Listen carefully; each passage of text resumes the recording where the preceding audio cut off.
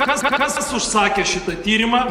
Štai taip į Sienos ir Laisvės TV atskleistus faktus reagavo kandidatas į prezidentus Ignas Vėgėlė.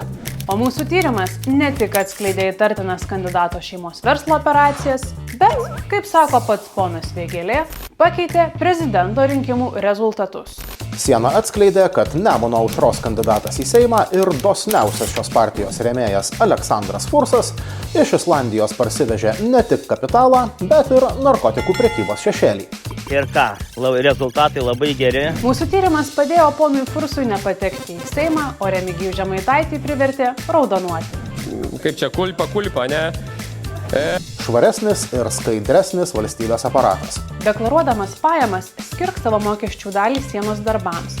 Tau tai nieko nekainuos, o mums leis kurti tai, kuo šventai tikime. Žurnalistika, kuri keičia.